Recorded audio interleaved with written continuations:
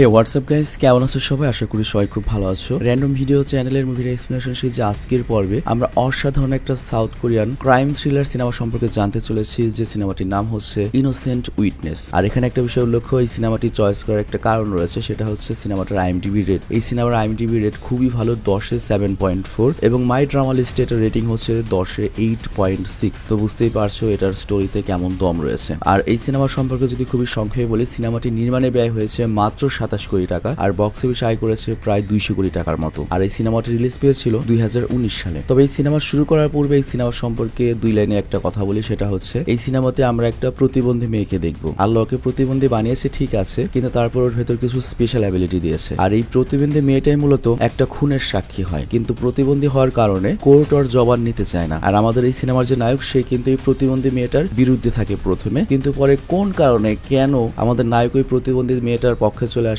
আর এরপরে নায়ক এবং ওই প্রতিবন্ধী মেয়েটা মিলে তারা কি কেসটা জিততে পারে কিনা তা নিয়ে এই সিনেমার একটা কাহিনী এগিয়ে যাবে। খুবই অসাধারণ একটা কাহিনী, এবং আমি বিশ্বাস করি এই সিনেমায় এমন এমন সিচুয়েশন আসবে যেখানে হয়তো তোমার চোখ দিয়ে একটু পানিও আসতে পারে। তবে সিনেমার কাহিনী দুঃখের নয়, মোটেও স্যাড স্টোরি নয়, তবে তারপরেও তুমি মনে করো ইমোশনাল হয়ে যেতে পারো। তো সিনেমা যখন শুরু হয় তখন আমাদের ইয়ংকে দেখানো হয়, যে খুবই ব্রিলিয়ান্ট একটা অ্যাডভোকেট, আর সে আমাদের এই সিনেমার মেইন হিরো। আর সে লি অ্যান্ড ইউ ল নামে একটা ফার্মে কাজ করে। মানে নর্মালি যারা উকিল তাদের তো একটা প্যানেলে কাজ করতে হয়, মানে উকিলটা সাধারণত একা কাজ করে না, তাদের একটা ফার্মের আন্ডারে কাজ করতে হয়, তাহলে শক্তি বৃদ্ধি হয়। তো এই কারণে আমাদের ইয়াং একটা ফার্মের আন্ডারে কাজ করে, আর আমাদের ইয়াং এত ব্রিলিয়ান্ট যে সেই কারণে আজ পর্যন্ত একটা কেসও হারেনি। তবে তারপরে ওই ল ফার্মের একজন চমৎকার অ্যাডভোকেট হওয়ার সত্ত্বেও তার ভাগ্য এত খারাপ যে তাকে ল ফার্ম থেকে সবসময় ছোটখাটো কেস দেওয়া হয়, যদিও ও স্বপ্ন দেখে যে ও একসময় ল ফার্মের পার্টনার হবে, কিন্তু হয়তো ল ফার্ম থেকে ইচ্ছে করে ওকে ছোটখাটো কেস দেওয়া হয় যাতে ও খুব বেশি বড় না হতে পারে, আর এই কারণে ওকে কোনো ভালো কেস বা বড় কেস দেওয়া হয় না। আর অন্যদিকে আমাদের এই সিনেমার আরেকটা গুরুত্বপূর্ণ চরিত্রকে দেখানো হয়, যার নাম হচ্ছে জিউ। সে 15 বছরের একটা অটিস্টিক মেয়ে বা প্রতিবন্ধী মেয়ে, আর তার সমস্যা হচ্ছে সে এক ধরনের মনে করো মানসিক প্রতিবন্ধী আর কি। একেবারে প্রতিবন্ধী বললেও ভুল হবে, ও জাস্ট অন্য 5টা সাধারণ মানুষের মতো নর্মাল ভাবে কথা বলতে পারে না বা নিজের মনের ভাবটা প্রকাশ করতে পারে না, আর এই কারণে অন্য মানুষদের কাছেও প্রতিবন্ধী, এবং ও একটা শব্দে বারবার রিপিট করতে থাকে। আর এই কারণে ওর সোশ্যাল ব্যবহার অনেকটা ডিস্টার্ব, কথা বলে বা কার্যকলাপ করে তখন আশেপাশে মানুষ অনেক বিরক্ত হয়। তবে তারপরেও কথাই রয়েছে, সৃষ্টিকর্তা যদি একজনকে একটা জিনিস কম দেয়, তার বদলে অন্য একটা কিন্তু তাকে স্পেশাল অ্যাবিলিটি দেয়। তো এই কারণে জিওর মেধাটাও ছিল খুবই শার্প, এর সাথে ওর কানটাও খুবই শার্প, ওর ব্রেনও অনেক বেশি কাজ করে, এবং শ্রবণ শক্তি অনেক চমৎকার, মানে অনেক ফিসফিসানি শব্দ যেটা আমরা শুনতে পাবো না সেটাও স্পষ্ট শুনতে পাই। এবং সে ক্লাসে অনেক ভালো একটা স্টুডেন্ট, লেখাটেখায় অনেক ভালো, কিন্তু ভালো মতো কথা বলতে পারে না বলে স্কুলের বাকি বাচ্চারা ওর এই অটিজম নিয়ে অনেক টিটকারে মজা করে, আর এই জিনিসগুলোকে খুবই কষ্ট দেয়। আর এইদিকে আমরা দেখতে পাই আমাদের যে নায়ক বা অ্যাডভোকেট, তার বাসায় তার একটা বুড়ো বাবা রয়েছে যার কিনা লিভার ক্যান্সার রয়েছে, আর সে তার ছেলে ইয়াংকে বা আমাদের নায়ককে অনেক ভালোবাসে, এবং আমাদের নায়কের পিছনে সবসময় লেগে থাকে যাতে করে আমাদের নায়ক একটা মেয়েকে বিয়ে করে নিজের সংসার শুরু করে। কারণ অলরেডি আমাদের নায়ক ইয়াং এর বয়স হয়ে গিয়েছে 40,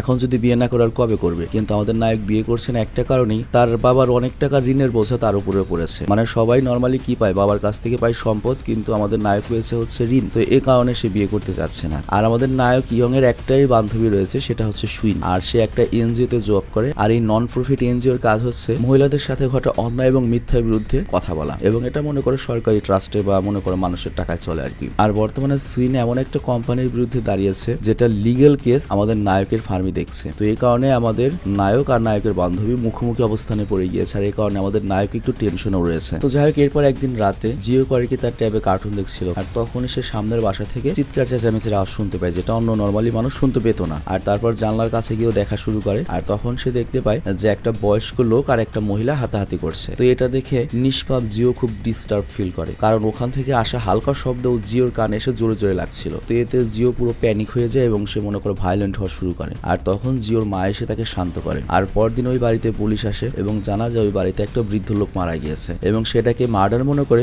পুলিশ করেছে কি ওই ঘরের যে কাজের লোকটা ছিল, কাজের মহিলা ছিল, তাকে গ্রেপ্তার করেছে। আর এখানে উল্লেখ্য ওই বাড়িতে একটা বৃদ্ধ লোক এবং তার কাজের মহিলাই থাকতো তাকে দেখাশোনা করার জন্য। তো যেহেতু বৃদ্ধ লোকটা মারা গিয়েছে এই কারণে ওই মহিলাটিকে গ্রেপ্তার করা হয়। আবার এইদিকে আমরা দেখি আমাদের নায়ক ইয়ং এর যে ল ফার্ম রয়েছে, ওই ল ফার্মের যে মালিক যার নাম হচ্ছে লি, সে আমাদের নায়ককে খুব পছন্দ করতো। তো এই কারণে সে করে কি এই কেসটা ভরসা করে আমাদের ইয়ংকেই দেয়, এবং সে চাই ইয়ং যেন তার স্কিল দিয়ে সেই মহিলাকে জেল থেকে মুক্ত করে। তবে কোর্টে দেখা যায় পুলিশ বাদী হয়ে মামলা করেছে, এবং এখানে পুলিশ একটা প্রশ্ন রেখেছে কোর্টের কাছে, এটা খুন নাকি সুইসাইড এটা আমরা নিশ্চিত নই। তো এরপর আমাদের নায়ক ইয়ং যখন এই কেসটা স্টাডি করে সে জানতে পারে ওই ঘটনায় একজন মাত্রই আই উইটনেস বা সাক্ষী রয়েছে, আর তার সাক্ষীর ভিত্তিতে মূলত ওই মহিলাকে গ্রেপ্তার করা হয়েছে। মানে মূলত পুলিশ গিয়ে মনে করেছিল যে এটা সুইসাইড, বাট একটা সাক্ষীর কারণে এটাকে আবার খুন হিসেবে ধরা হচ্ছে, আর এই কারণে মহিলাটাকে গ্রেপ্তার করা হয়েছে। তো যেহেতু ওই আই উইটনেস বা সাক্ষী একজন প্রতিবন্ধী, তো এই কারণে পুরো মিডিয়ার নজর এখন এই কেসটার দিকে। তো এই কারণে ইয়ং যেহেতু এই ফার্মের হয়ে এই কেসটা নিয়েছে, তো এটা এই ফার্মের প্রেস্টিজ ইস্যু হয়ে দাঁড়িয়েছে। এই কেসটা যদি হেরে যায় ফার্মের অনেক দুর্নাম হবে। তো যাই হোক, যেহেতু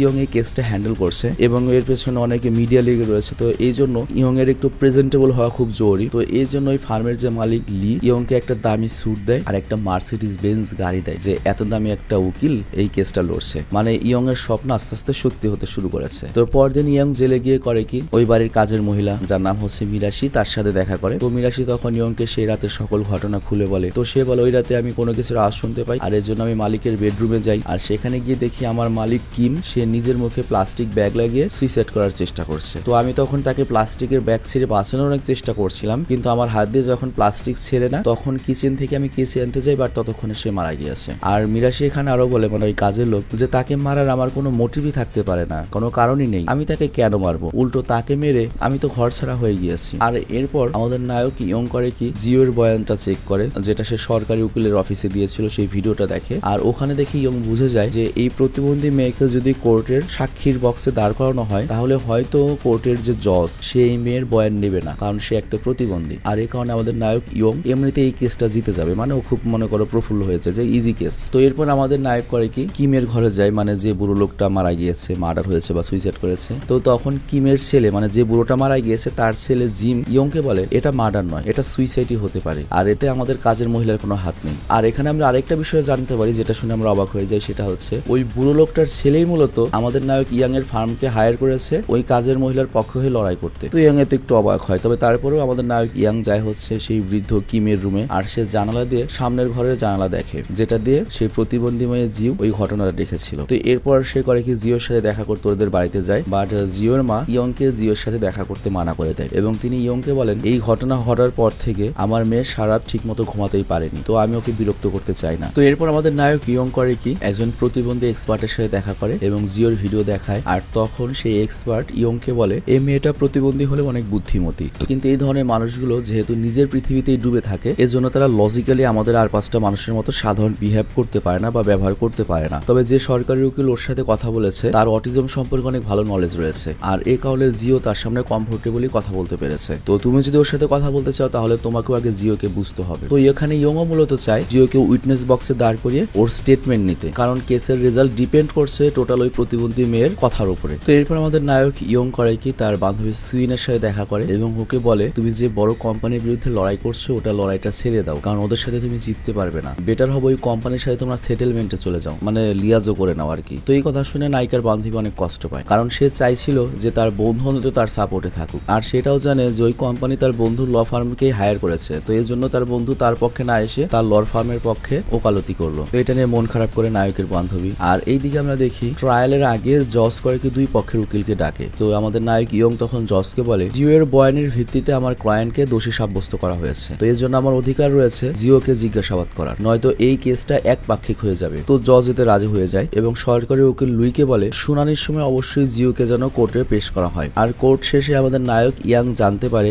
যে তার যে প্রতিপক্ষ উকিল রয়েছে, সরকারি উকিল যার নাম হচ্ছে লুই, তার ভাই একজন প্রতিবন্ধী, আর এই কারণে সে জিওকে এত সহজে বুঝতে পারে। তো এর জন্য ইয়ং করে কি লুইকে রিকোয়েস্ট করে যে জিওর সাথে কথা বলার জন্য আমাকে ভালো কোনো টিপস দাও, যাতে আমি ইজিলি ওর সাথে কথা বলতে পারি। বাট লুই বলে আমি তোমাকে এই ব্যাপারে কোনো হেল্প করতে পারবো না, তবে আমি তোমাকে একটা ছোট্ট ট্রিক্স দিচ্ছি, যারা প্রতিবন্ধী মানুষ তারা তোমার পৃথিবীতে আসতে পারবে না, কারণ ওরা ওভাবেই জন্মগ্রহণ করেছে, বরং তুমি ওর পৃথিবীতে বা ওর জগতে যাওয়ার চেষ্টা করো, তাহলে ওকে বুঝতে পারবে। তো এরপর আমাদের নায়ক ইয়ং করে কি জিওর সাথে দেখা করতে ওর স্কুলে যায়, কথা বলার চেষ্টা করে। আর এখানে আমাদের জিও কিন্তু ইয়ং এর টাইটা এক নজর দেখে বলে দেয় যে এখানে 267টা ডট রয়েছে, মানে টাইয়ের মধ্যে যে ফোটা ফোটা বিন্দু বিন্দু যে ডিজাইনটা রয়েছে। তো এটা শুনে ইয়ং বুঝতে পারে যে জিও তো ম্যাথে খুবই ব্রিলিয়ান্ট, ওর ব্রেন তো কম্পিউটারের মতো কাজ করে। আর এখানে জিওর সাথে তার একমাত্র বান্ধবী সিনও ছিল, আর সিন তখন ইয়ংকে বলে তুমি যদি জিওকে কিছু জিজ্ঞেস করতে চাও, তাহলে প্রথমে ওর সাথে তোমার বন্ধুত্ব করতে হবে এবং ওর যেটা ভালো লাগে সেটা তোমার করতে হবে, তাহলে ওকে দিয়ে তুমি যে কোনো কিছু করাতে পারবে, তোমার জিনিসপত্র সহজ হয়ে যাবে। তো এরপর ইয়ং সিনকে জিজ্ঞাসা করে জিও কি পছন্দ করে। সিন তখন বলে জিও পাজল পছন্দ করে, মানে ধাঁধা টাদা টাইপের কোনো কিছু। তো এর 2 দিন পরে কোর্টে কেস শুরু হয় এবং কোর্টে ইয়ং জজকে বলে কিম তার জীবনে ডিপ্রেসড ছিল, মানে যে বুড়োটা মারা গিয়েছে আর কি, এবং মর্গের রিপোর্টে তার শরীরে ঘুমের ওষুধের অস্তিত্ব পাওয়া গিয়েছে। তো এরপর ফরেন্সিক ডিপার্টমেন্টের লোককে ডাকা হয় এবং সরকার সরকারি উকিল তখন তার অটোপসি রিপোর্ট সম্পর্কে জিজ্ঞাসা করে। তো ফরেন্সিক ডক্টর তখন বলে, দেখুন আমরা যেটা পেয়েছি, ওই কাজের লোক মিরাশি যদি তার মালিক কিমকে বাঁচাতেই চাইতো তাহলে কিমের মুখে যে প্লাস্টিকটা লাগানো ছিল সেটা সে সহজেই ছিঁড়ে ফেলতে পারতো, কিন্তু প্লাস্টিক ব্যাগ ছেঁড়ার কোনো চেষ্টাই ওই ব্যাগে দেখা যায়নি। আর মিরাসির মতো একটা হেলদি মহিলার জন্য 80 বছরের একটা বুড়ো লোককে প্লাস্টিক ব্যাগ ছেড়ে সুইসাইড থেকে আটকানোটা একটা কঠিন কাজ ছিল না, এবং আমাদের তো মনে হয় উল্টো সে কিমকে ব্যাগটা ছিঁড়ে ফেলা থেকে বাধা দিয়েছিল। তো এরপর সময় আসে ক্রস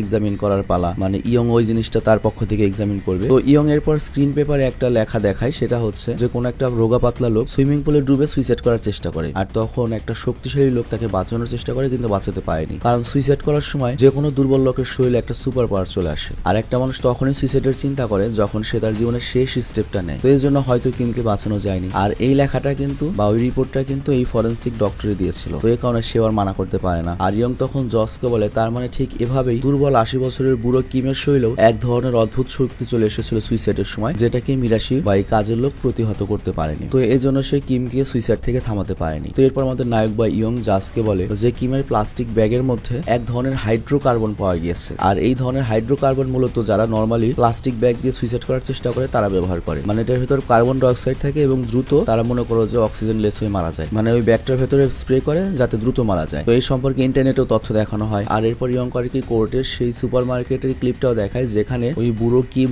নিজেই সেই হাইড্রোকার্বন গ্যাসটা কিনছে, আর জজ তখন এই ক্লিপটাকে প্রমাণ হিসেবে স্বীকার করে নেয়। আর এরপর দিন ইয়ং যায় হচ্ছে জিওর স্কুলে, আর ইয়ং জেনে গিয়েছে জিও কিন্তু পাজল বা ধাঁধা অনেক পছন্দ করে। তো এরপর সে করে কি জিওকে একটা পাজল জিজ্ঞাসা করে যে একটা ঘরের দেয়ালের সকল জানালা দক্ষিণের দিকে, এটা কিভাবে হতে পারে, মানে একটা ঘরে খালি দক্ষিণ দিকে জানালা। তো এটার জবাব ইনস্ট্যান্টলি জিও দিতে পারে না। আর এরপর আমরা দেখি ইয়ং করে কি একটা রেস্টুরেন্টে নিয়ে জিও আর সিনকে নুডলস খাওয়ায়, আর এখানে সে জানতে পারে জিও ব্লু ক্যান্ডি বা নীল ক্যান্ডি অনেক পছন্দ করে। আর এইদিকে ইয়ং এর বন্ধু সুইন সেই বড় কোম্পানির কাছে হেরে গিয়ে সেটেলমেন্ট করে নিয়ে গেছে। তবে তার আফসোস এইটাই যে এই লড়াইয়ে তার পাশে কেউ ছিল না, এমনকি তার একমাত্র বন্ধু ইয়ংও নয়। বাট ইয়ং তখন সুইনকে সান্ত্বনা দেয়, তুমি এটা নিয়ে মন ছোট করো না, তোমার বিরুদ্ধে 15টা উকিল ছিল, বড় বড় উকিল, পুরো একটা ল ফার্ম ছিল, তারপরও তাদের সামনে তুমি সাহস করে দাঁড়িয়েছিলে এবং ওরা সেটেলমেন্ট করেছে মানে হচ্ছে যে মহিলার অন্যায়ের প্রতিবাদে ওরা প্রোটেস্ট করছিল সেই মহিলাকে যোগ্য ক্ষতিপূরণ ওই কোম্পানি দিতে বাধ্য হয়েছে। তো এই কারণে তুমি অবশ্যই প্রশংসার যোগ্য। বাট সুইন বা আমাদের নায়কের বান্ধবী মন থেকে জানে যে ইয়ং আগের মতো আর সেই সৎ লয়ার নেই বা সৎ উকিল নেই। ওকালতির পেশায় গিয়ে তার হৃদয় এখন আস্তে আস্তে পৌঁছতে শুরু করেছে। তো যাই হোক, এরপর রাতে ইয়ং এর বস লিতাকে ডাকে, একসাথে মালটাল খায়, আর তারপর সে আমাদের ইয়ংকে বলে উকিলের পেশা আসাই মানে হচ্ছে তোমাকে ময়লা হতে হবে, যত ময়লা হতে পারবে তুমি জীবনে তত উন্নতি করতে পারবে। তো এর জন্য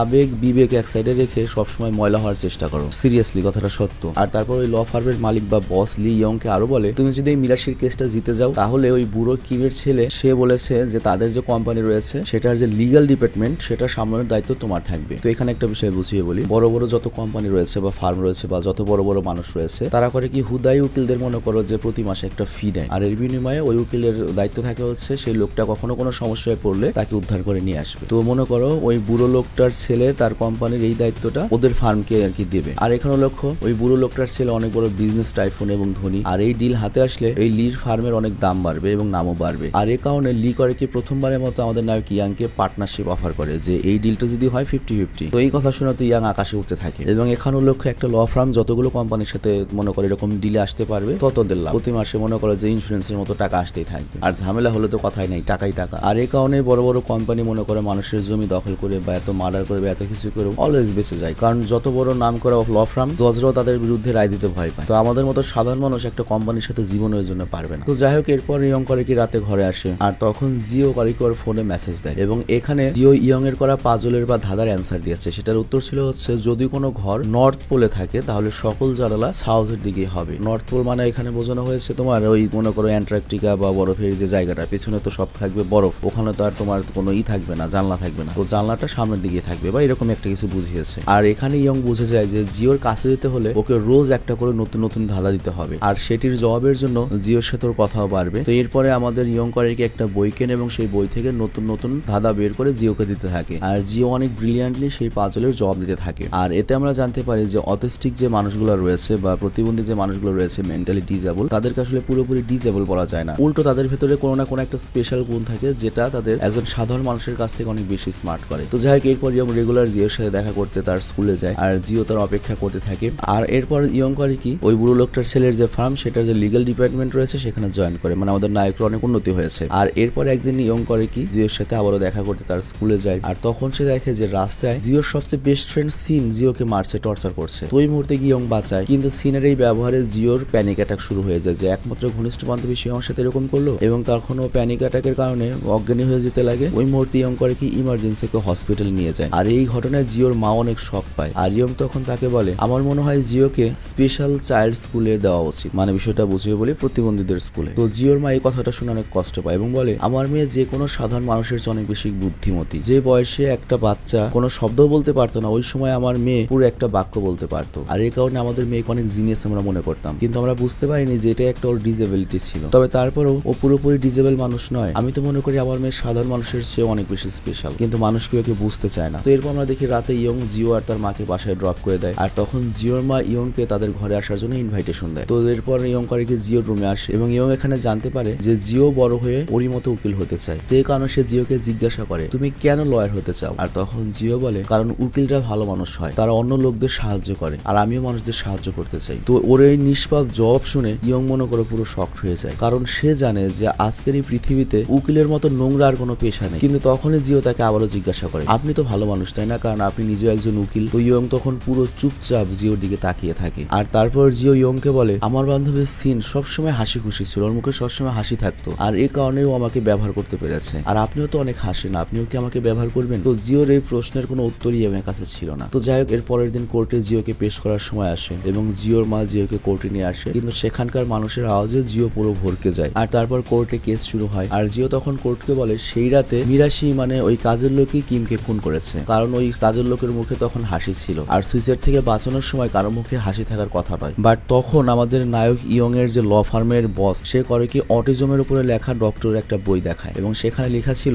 যে একজন অটিজম ব্যক্তির মানুষ বা একটা প্রতিবন্ধী মানুষ নর্মাল মানুষের মতো মানুষের ফেসিয়াল এক্সপ্রেশনকে বুঝতে পারে না। মানে আমরা যেমন নর্মালি মানুষের একটা ফেসিয়াল এক্সপ্রেশন দেখে বুঝতে পারি সে কোন মোডে রয়েছে, এটা একজন প্রতিবন্ধী মানুষ অতভাবে বুঝতে পারে না। তো এর জন্য ওই রাতে মিরাশির মুখে বা ওই কাজের লোকের মুখে হাসি ছিল না, টেনশন ছিল, সেটা জিও জাজ করতে পারবে না। তো আমাদের নায়ক ইয়ংকে তখন এই কথাটা প্রমাণ করতে হবে। তো এই কারণে প্রমাণ হিসেবে সে স্ক্রিনে একটা স্ক্রেচ দেখায়। আর তারপর জিওকে জিজ্ঞাসা করে এই স্ক্রেচের যে মহিলাটা রয়েছে তার মুখের এক্সপ্রেশনটা কি। জিও বলে সে হাসছে। আর এরপর ইয়ং আরেকটা স্ক্রেচ দেখায়। আর তখন জিওকে জিজ্ঞাসা করে এটার মানে কি। তো জিও তখন বলে এটা স্যাড এক্সপ্রেশন। আর এরপর তৃতীয় একটা স্ক্রেচ দেখানো হয় যেটার মধ্যে চোখ স্যাড বাট মুখে হাসি রয়েছে। তো এখন জিও পড়ে যায় হচ্ছে কনফিউশনে। জিও অনেকক্ষণ ভেবে তারপর বলে এটা তো হাসির এক্সপ্রেশন, বাট উত্তরটি ভুল ছিল, এটা ছিল হচ্ছে ভয়ঙ্কর এক্সপ্রেশন যার মুখে মধু অন্তরে বিষ, মানে এটারও ক্রিমিনাল এক্সপ্রেশন। তো এই উত্তরের পরে আমাদের নায়ক জসকে বলে একজন প্রতিবন্ধী মেয়ে কারো ফেসিয়াল এক্সপ্রেশন চিনতে পারবে না, এটা প্রমাণিত হলো। এমনকি তার চেহারা দেখে বুঝতে পারবে না তার আসল উদ্দেশ্য কি। যেমন সেই রাতে কাজের লোক মিশারের আসল উদ্দেশ্য ছিল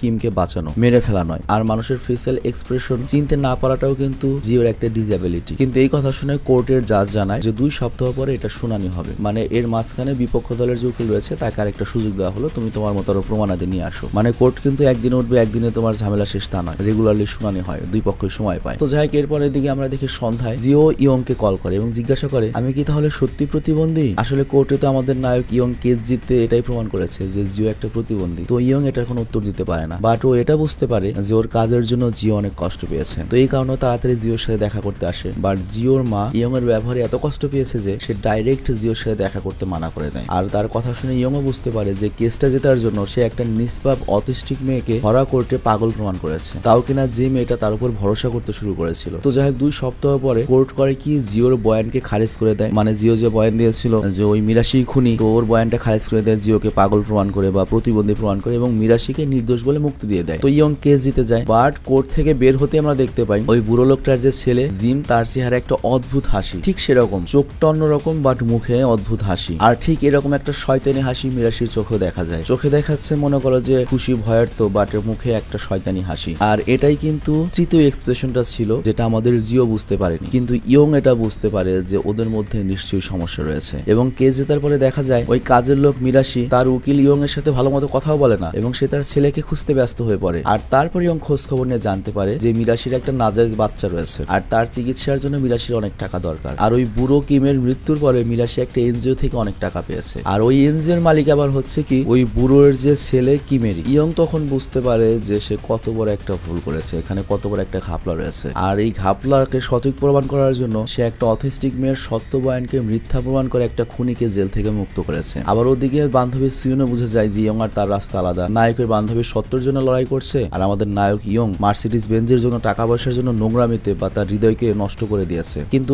এই কেসের রায়ের বিরুদ্ধে সরকারি যে উকিল ছিল লুই, সে আবারও আপিল করে, মানে এই কেস আবারও লড়বে, আবারও কোর্টে ওদেরকে আনবে। আর এই কারণে মিরাশি মানে ওই কাজের লোক করে কি স্কুলে গিয়ে জিউকে হুমকি দেয় যে আমার বিরুদ্ধে যদি সাক্ষী দেয় তোকে কিন্তু মেরে ফেলবো। তো এই কারণে জিউ চলে যায় আরো শকে, তাকে হসপিটালে ভর্তি করা হয়। আর এই অবস্থা দেখে ইয়ং এর চোখে পানি চলে আসে। যে মহিলা জিওকে এরকম ভয় ভীতি দেখিয়েছে, তো ইয়ং সিদ্ধান্ত নেয় সে এবার সত্যের জন্য লড়াই করবে, কোনো টাকা পয়সার জন্য নয়। কিন্তু এর জন্য তো জিওকে আবার কোর্টে সাক্ষী দেওয়ার প্রয়োজন। তো এরপর ইয়ং কারিকে লুইকে রিকোয়েস্ট করে যাতে জিওর মাকে এর জন্য রেডি করা হয়, কারণ জিওর মা চাইলে তো একমাত্র জিও এসে তোমার কোর্টে বয়ান দেবে। বাট জিওর মা ডাইরেক্ট বলে দেয় কোর্টে আমার মেয়েকে আমি আবারও প্রতিবন্ধী প্রমাণ করতে নিয়ে যাব না, বা পাগল প্রমাণ করতে নিয়ে যাব না, অপমানিত হতে নিয়ে যাব না। কিন্তু জিও এই কথা শুনে বলে আমি নিজেই সাক্ষী দিতে চাই, আমি সবাইকে জানাতে চাই আমি প্রতিবন্ধী না, আমি পাগল নেই। তো যাই হোক এরপর কোর্টে আবার আপিলের জন্য শুনানি শুরু হয় এবং জিও এবার কিন্তু ফুল কনফিডেন্সে কোর্টে আসে। আর তখন ইয়ং এর যে বস লি জসকে বলে প্রতিবন্ধীরা ডিজেবল হয়, আর জিও একজন সাক্ষী হিসেবে খুবই আনফিট। আর বস লির কথায় পুরো কোর্টে কানা ঘোষা শুরু হয়ে যায় যে আসলে তো সত্য। বাট তখনই ইয়ং করে কি দাঁড়ায়, আর ইয়ং কিন্তু এখন ওই মহিলার পক্ষের উকিল রয়েছে। তো যাই হোক এরপর ইয়ং করে কি দাঁড়িয়ে কোর্টের দরজার কাছে দাঁড়ানো গার্ডকে বলে তুমি তোমার নিজের বিষয়ে ফিস ফিস করে কোনো একটা কিছু বলো, যেটা শুধুমাত্র তুমি নিজে শুনতে পাবে, আমরা শুনতে পাবো না। তো এরপর গার্ড ফিস ফিস করে কোনো একটা কিছু বলে যা উইটনেস বক্সে থাকা জিও পারফেক্টলি শুনতে পায় এবং সেটা জসকে বলে যে কি বলেছে ওই গার্ড। আর তারপর ইয়ং জসকে বলে যে জিওর হয়তো কথা বলার ক্ষমতা কম, বাট জিওর কাছে একটা স্পেশাল অ্যাবিলিটি রয়েছে, সেটা হচ্ছে অনেক দূর থেকে হালকা শব্দও প্রপারলি শুনতে পায়, যা একটা সাধারণ মানুষ শুনতে পারবে না, এবং ওর মধ্যে একটা চমৎকার সেন্স রয়েছে। তো ওই দিন রাতে দূর থেকে মিরাশি কিমকে কি বলেছে জিও তার ঘরের জানালায় দাঁড়িয়ে সেটা শুনতে পেয়েছে, আর সেটা ওর মনে একদম জমা হয়ে রয়েছে। তো কোর্ট যদি অনুমতি দেয় জিও সেটা শোনাতে পারে। তো এরপর জিও করে কি কোর্টকে সেই কথাটা বলে যেটা সে শুনেছিল, মানে মিরাশি যেটা ওই বুড়ো কিমকে বলেছিল। মিরাশি মানে হচ্ছে যে কাজের লোকটা আর কি, যে খুনি। তো এখান থেকে আমরা জানতে পারি যে বুড়ো কিম তার পুরো প্রপার্টি ডোনেট করে দিতে চাইছিল, আর এই কারণে তার ছেলে জিম মিরাশির মাধ্যমে বা কাজের লোকের মাধ্যমে কিমকে মেরে ফেলে, মানে ওই বুড়োকে মেরে ফেলে। তো এখানে একটা বিষয় বলি, ওই বুড়ো কিম তার নির্দিষ্ট একটা অংশ তো তার ছেলেকে দিয়ে গিয়েছে, তার যে ভাগেরটা রয়েছে সেটা সে চেয়েছিল গরিব মানুষের জন্য দান করে দেবে, আর এই কারণে তার ছেলে ওকেই মেরে দিয়েছে। আর এই কাজের বদলে সে মিরাশিকে অনেকটা টাকা দিয়েছে, তবে সেটা এনজিওর মাধ্যমে। তো এই বয়ানের কারণে কেস যখন হাতছাড়া হয়ে যাচ্ছে, আর তার উপর আবার ইয়ং তার নিজের ক্লায়েন্টের বিরুদ্ধে কথা বলছে, এটা দেখে তো বস লি রেগে যায় এবং সে কোর্টে চিল্লাতে শুরু করে। কিন্তু কোর্টে চিল্লানোর কারণে জজ খুব রেগে যায় এবং কোর্ট অবমাননার দায়ে তাকে কোর্ট থেকে তাড়িয়ে দেওয়া হয় এবং আগামী 3 মাসের জন্য নিষিদ্ধ করা হয়। আর জিমকে মানে ওই বুড়োর ছেলেকে তার বাবার হত্যার দোষে গ্রেপ্তার করা হয় এবং ওই মিরাশি নামের কাজের লোককে অ্যারেস্ট করা হয়। আর তারপর এবং পুরো কোর্টকে বলে যে একজন অথেস্টিক মানুষ কখনো মিথ্যা বলে না, আর জিও একজন পারফেক্ট সাক্ষী, যাকে টাকা দিয়ে কেনা যাবে না, যাকে দিয়ে মিথ্যা বলানো যাবে না। আর গতবার কোর্টে অপমানিত হওয়ার পরেও সে অনেক সাহস নিয়ে কোর্টে নিজের সাক্ষী দিতে এসেছে, কারণ সে সত্যটা কোর্টের সামনে রাখতে চেয়েছিল, আর এটা প্রশংসার যোগ্য। আর ও সবসময় সত্যই বলেছিল। কিন্তু ডিজেবল বা আসল প্রতিবন্ধী হচ্ছে আমরা সুস্থ মানুষ, যারা জেনে শুনে মানুষের খারাপ করি, মানুষকে মিথ্যাবাদী বানাই। আর এটা কিন্তু অনেক গভীরের একটা কথা। দেখো এই দুনিয়ার যত খারাপ কাজ কিন্তু সুস্থ মানুষরাই করছে। তো আসল প্রতিবন্ধী তো আমরা, যারা বড় বড় উকিল, যারা বড় বড় ব্যবসায়ী, যারা বড় বড় মানুষ, যারা পজিশনে রয়েছে, তারাই তো দুনিয়ার সবচেয়ে বড় ক্ষতি করছে বা মানুষের সবচেয়ে বড় ক্ষতি করছে। তো আসল প্রতিবন্ধী তো আমরা। তো যাই হোক এরপর কাজের লোক কোর্টে বলে যে ইওর অনার আমারও একটা কথা রয়েছে। তো সে কোর্টকে বলে যে আমি মেরেছি ওই বুড়োকে, কিন্তু এর সাথে আমার যে নাজায়েজ বাচ্চা সেটা ওই জিমেরই সন্তান, মানে ওই বুড়োর ছেলের সন্তান বা এই ধরনের কোনো একটা কিছু হবে আর কি, কোনোভাবে হয়ে গেছে। তো যাই মিরাশি আর জিমের জেল হয়। তো এরপর আমাদের নায়ক ইয়ং জিওকে বলে আজ পর্যন্ত আমি যতগুলো কেস লড়েছি তার মধ্যে সবচেয়ে তুমি সেরা সাক্ষী। আর এই কথায় জিওর চোখে পানি চলে আসে। আর এরপর জিওর বার্থডে আসে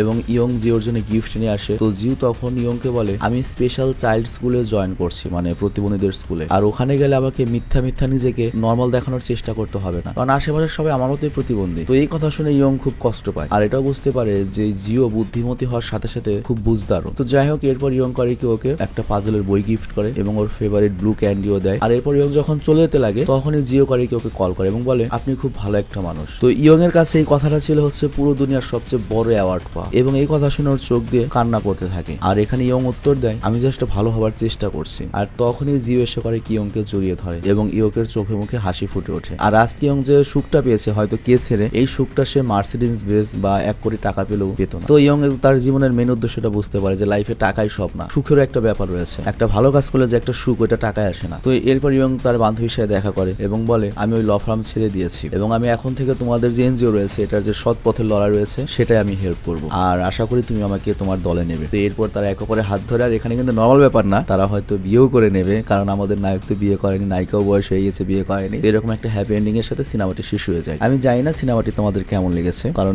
নর্মালি বেশিরভাগ মানুষই পছন্দ করা হচ্ছে মারদাঙ্গা, মনস্টার, তারপরে তোমার fantasy type cinema, action cinema. আর ওই টাইপ সিনেমা আমরা এখন মূলত স্যাভেজে চালাচ্ছি। তুমি যদি স্যাভেজে যাও দেখতে পাবে সেখানে ফ্যান্টাস্টিক বিস্ট চলছে, এরপর চলবে হচ্ছে ডুনে সিরিজটা, অসাধারণ কিন্তু অ্যাকশন সিরিজ তোমার স্যাভেজে চলছে আর কি। আর এখানে আরেকটা কথা বলি, কালকেও র্যান্ডমে আরেকটা বোরিং সিনেমা আসবে, এরকম একটা বোরিং সিনেমা আসবে। সেই বোরিং সিনেমাটা হবে হচ্ছে মানে আমরা একটা মেয়েকে দেখবো, ওই মেয়েটার সাথে একটা ছেলে প্রেম হয় এবং এরপর কি হয়, ছেলে মেয়ে দুজনেরই হচ্ছে ইগো, তারা শারীরিক সম্পর্ক সবই করছে, সবই হয়, কিন্তু কেউ কারো কাছে ছোট হবে না। যে বিয়ে করে সংসার করে দুজনে চায় বিয়ে করে সংসার করবো, কিন্তু কেউ কারো কাছে ছোট হয় না, লাস্টে তাদের দূরত্বই থেকে যায়। কিন্তু তারপরেও মেয়ে আবারও ওর বাড়িতে আসে, মানে ছেলেটা লাস্ট পর্যন্ত বুঝতেই পারে না যে মেয়েটা কি চায়। তো এরকম একটা আনকমন একটা কাহিনী আমরা আগামীকাল দেখবো। তো ভালো থেকো, সুস্থ থেকো, টেক কেয়ার, আল্লাহ হাফেজ।